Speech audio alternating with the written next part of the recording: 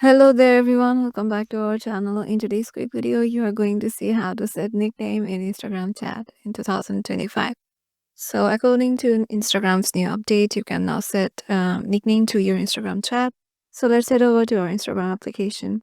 Once you're there, make sure you have logged in into your desired account and then head over to the DM section on the top right. And from here, just head over to any conversation. Suppose I'm going to this one. And here go to the profile on the top left.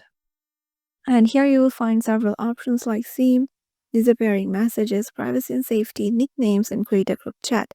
So we are heading over to nicknames, and here head over to your friend's name and give them a nickname.